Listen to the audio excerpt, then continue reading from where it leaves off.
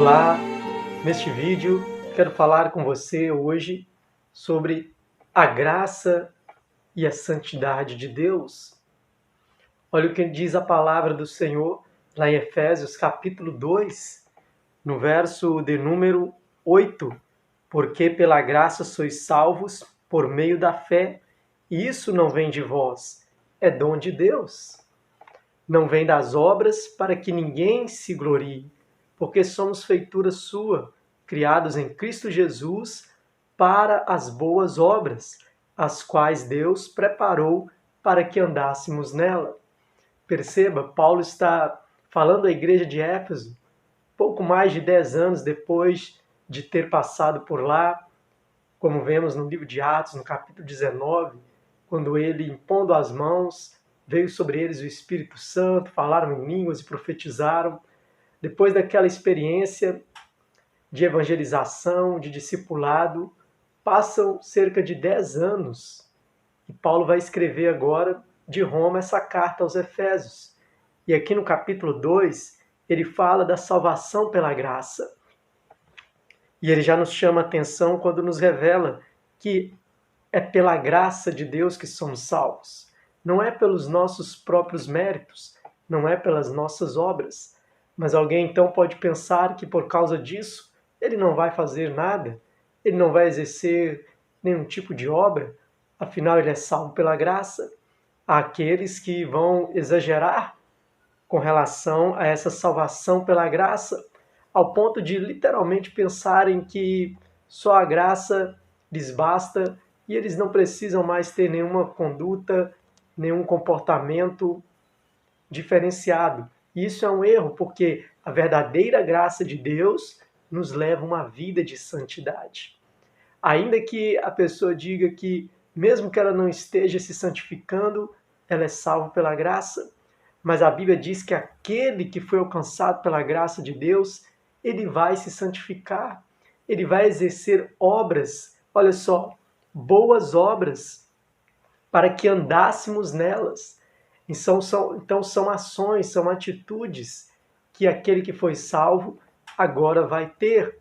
E ainda sobre isso, olha o que escreveu Pedro, lá na sua primeira carta, no capítulo 1, no verso de número 13. Ele fala que a graça de Deus nos leva a uma vida de santidade. Verso 13, 1 Pedro, capítulo 1. Portanto, cingindo os lombos do vosso entendimento, sede sóbrios e esperai inteiramente na graça que se vos ofereceu na revelação de Jesus Cristo. Agora veja isso. Verso 14. Como filhos obedientes, não vos conformando com as concupiscências que antes havia em vossa ignorância. Então há aqui uma mudança de vida. Verso 15, olha aqui isso ainda. Mas como é santo aquele que vos chamou, sede vós também santos em toda a vossa maneira de viver.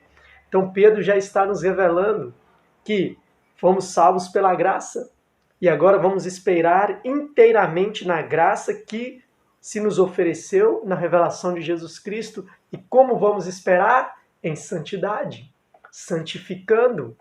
Olha só, em toda a nossa maneira de viver, porque está escrito, sede santos, porque eu sou santo. Então a palavra do Senhor, no Novo Testamento, nos ensina que pela graça sois salvos, e agora a nossa conduta será uma conduta de santidade.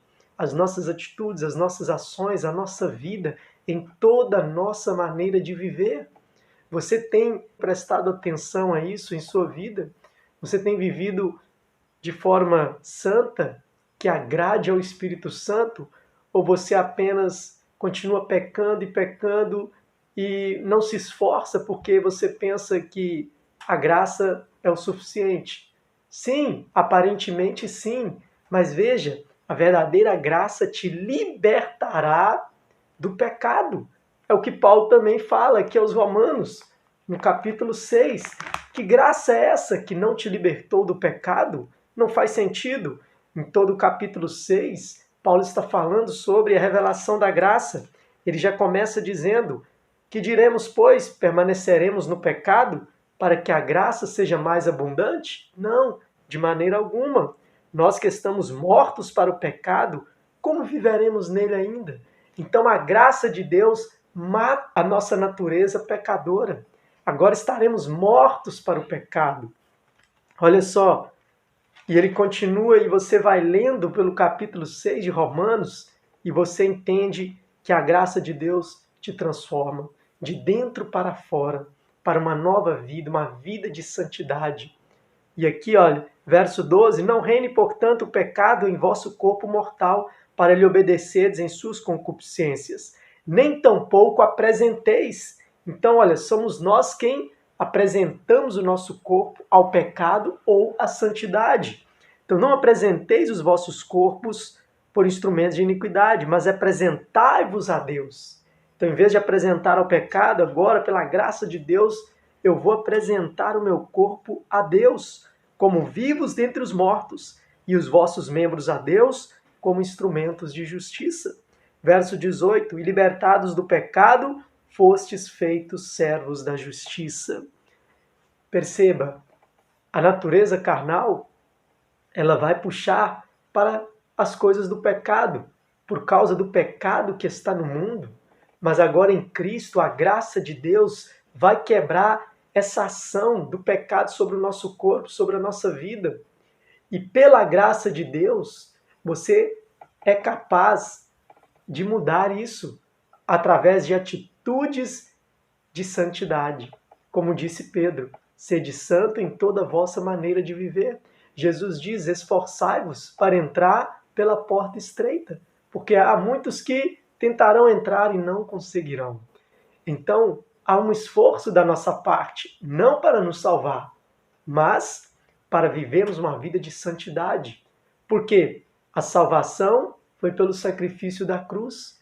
E agora nós vamos viver uma vida de renúncia, de esforço para vivermos segundo a vontade de Deus. E Deus que pesa os corações de todos os homens, naquele dia, ele vai ver se você ao menos tentou ou se você simplesmente ignorou.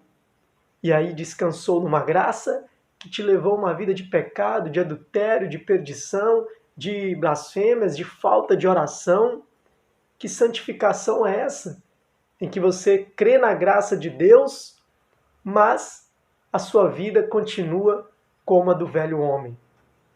Perceba, essa mensagem não é para todos, é para aqueles que receberam a graça de Deus, o conhecimento de nosso Senhor Jesus Cristo, mas ainda vivem as velhas práticas de uma vida passada.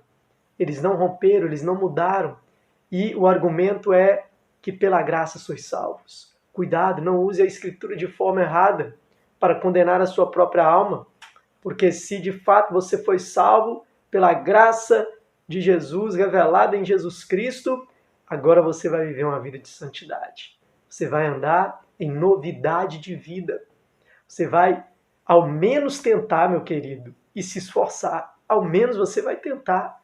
E você vai ver o agir de Deus na sua vida através da oração, através do jejum, através de uma vida separada, diferenciada dos fariseus, que justificam a si mesmos, e diferenciada dos ímpios, que não se importam com Deus.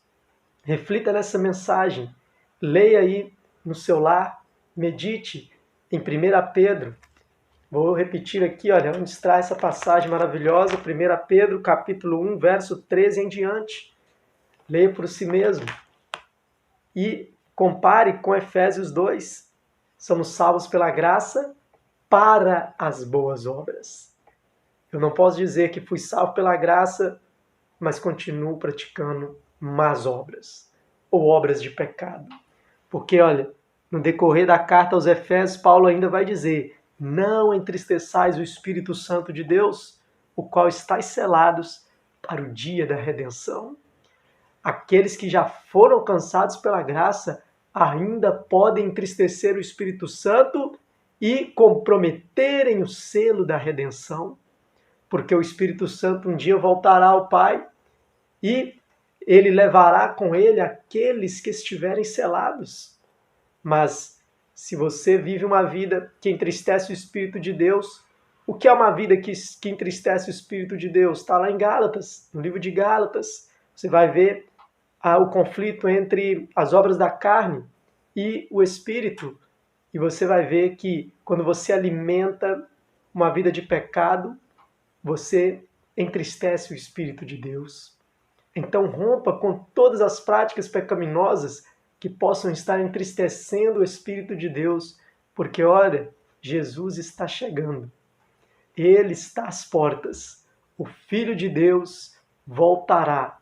E lembra daquela parábola das virgens prudentes? As que tinham azeite, as que estavam no Espírito Santo de Deus, representado pelo elemento do azeite, essas entraram.